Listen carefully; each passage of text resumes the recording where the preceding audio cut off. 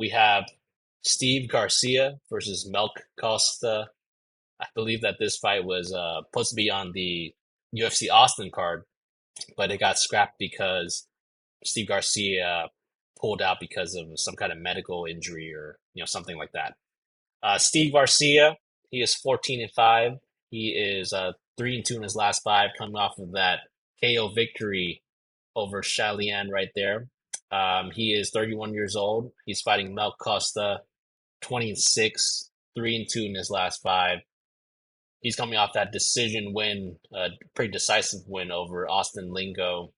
Melk will be the younger fighter here, and they're both about the same in terms of reach and height. Odds for this fight right now, Steve, or actually Mel Costa is a minus 270 favorite. He opened up for this new fight at minus 250.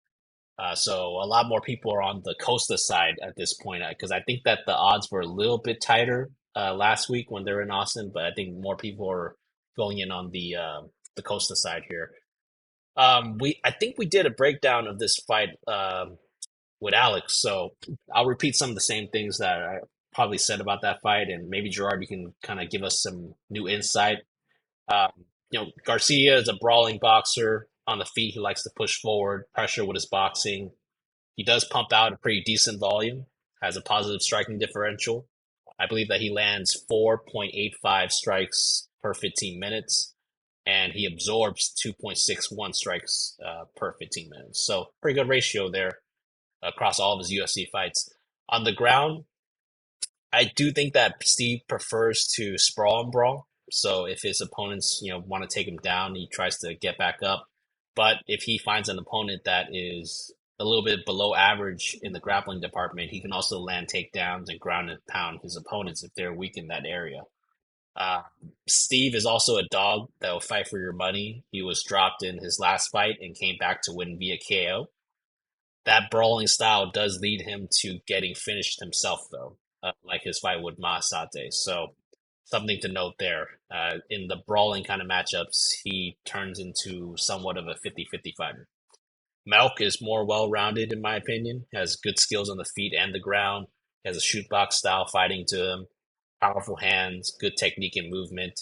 He's pretty good at countering people as well that want to come forward, and he also has decent takedowns and is a sub threat as well. I'm actually a little bit more confident in Costa this week than I was last week, especially with Steve pulling out because of some kind of medical episode or injury. I don't even know what the official reason is at this moment. My pick right now is the same as it was last week, but just more confident. I think Costa inside the distance. I could see a club and sub. I'll probably look to getting him into parlays at this point. I do feel confident that Costa will get the victory here. Gerard, what are your thoughts here on Costa versus Garcia? Yeah, this fight, I think I think our bet MMA tips would have looked much better had Mm, this yeah, fight gone through. And Costa was one of my best bets pick. And yeah, I'm gonna stick with the original best bets video. And yeah, I think that Steve Garcia is like a tailor-made style for Mel Costa to finally get that highlight finish here in the UFC. I think he'll be able to catch Steve Garcia coming in with that brawling style. And like you said, I think he's the more well-rounded fighter all over. And I think Garcia's just going to have a better way to set up a finish in Vegas where the octagon's smaller. So yeah, I got Costa here, um, inside the distance, same as the best bets video.